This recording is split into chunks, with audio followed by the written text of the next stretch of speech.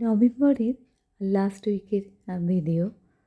গিয়েছিলাম ঠনঠনিয়া কালীবাড়ি, যেখানে আমি বহু দিন না বহু বছর ধরে যাই। যখন রামমোহন কলেজে পড়তাম তখন যাই, মার সঙ্গে যেতাম। বিয়ের আগেও হাজব্যান্ডের সঙ্গে গেছি, আর বিয়ের পর তো রইলই।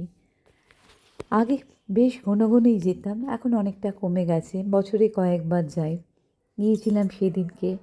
আর যেদিন গিয়েছিলাম সেদিন কয়েকটা কাজ নিয়েও বেরিয়েছিলাম। হাতিবাগান গিয়েছিলাম, কাজ বলতে ঠাকুরের জামা, ঠাকুরের পোশাক, যেটা আমি বরাবরই হাতিবাগান থেকে কিনে থাকি।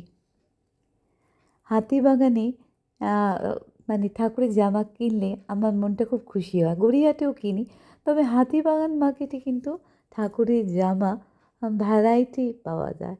আর বছরে একবার হয়তো যাই, হাতিবাগান যাওয়াটা বন্ধই করে দিয়েছি বহু বছর।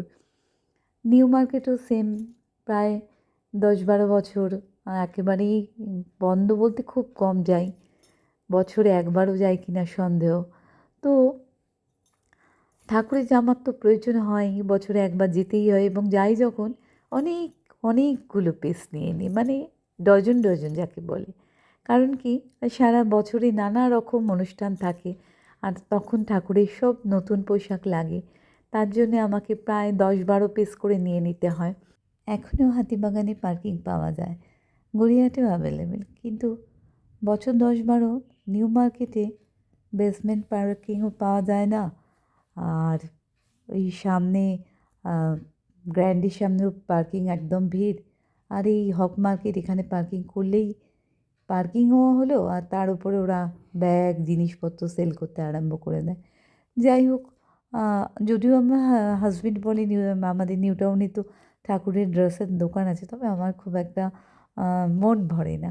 আর এই জায়গা, মন ভরার কথায় যখন আসছি, সব সময় আমার মন ভরে যায়, ভীষণ শান্তি পাই এখানে এলে আর কি। আজ নয়, বহু বছর আসি, বহু বছর বলতে বহু বছর, ছোটোবেলা থেকে। তারপর যখন কলেজ রামমোহনে পড়াশোনা করি তখন নিজেই আসতাম। বিয়ের আগে হাজব্যান্ডের সঙ্গে হাজব্যান্ডকে নিয়ে এসেছি, আর বিয়ের পর তো একা আর কখনো আসতে হয়নি। তারপর ছেলে হলো, ছেলেকে নিয়ে, ছেলে না ভীষণ খুশি হয় এখানে এলে। এখন তো যেহেতু ভেলোরে থাকে পড়াশোনার জন্যে, যখনই আসে আমি চেষ্টা করি ওকে নিয়ে এখানে আসার। ভীষণ ভালো ওর লাগে, বসে প্রণাম করে। হাজবেন্ডও সবসময় এখানে মানে আসতে ভালোবাসে।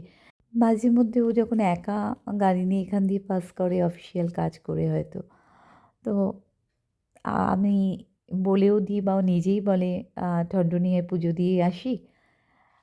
অ্যাকচুয়ালি আমাদের বাড়িতে পুজোর ব্যাপারটা খুব আছে, শুধু মেয়েরা নয়, ছেলেরাও, শ্বশুরমশাই, হাজবেন্ড, এরা সব ছোটো থেকেই দীক্ষা নেওয়া। আমার হাজবেন্ড তো 12 যখন পড়ছে তখনই বালানন্দ, মানে শ্রী মোহনানন্দ ব্রহ্মচারীর আমরা শিষ্য। ছেলেরও পৈতের পর 13 বছরের দীক্ষা হয়ে গেছে, আমারও অনেক বছর দীক্ষা হয়ে গেছে। আর এখানে এলে ভীষণ মনে শান্তি পাই, মন ভরে যায়, এই ভালো লাগাটা অন্তরের। আর কালীঘাট, দক্ষিণেশ্বর যদিও কমে গেছে, তবু যাই, 2 বছরে একবার হলেও যাই। আর এখানে আলাদা একটা টান আছে।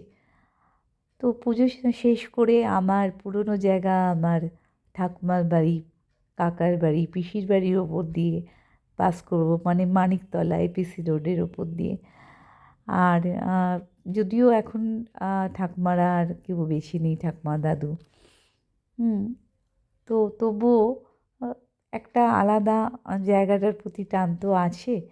মাকে দর্শন কমপ্লিট করে আমরা ফিরছি, আর এই সেই মানিকতলার পুরনো ঘড়িবাড়ির ওপর দিয়ে যাব। জাস্ট ঘড়িবাড়ি থেকে বাঁদিকে টার্ন নিলেই এপিসি রোডের ওপরেই ঠাকুমার বাড়ি ছিল। এখনও আছে, এক কাকার বাড়ি আছে, বিবেকানন্দ রোড, মাসির বাড়ি, এরকম অনেক কিছু এই জায়গা আমার স্মৃতি জড়িয়ে আছে। তো আজকের মতো এখানেই শেষ করলাম। ভালো থাকবেন। Good night.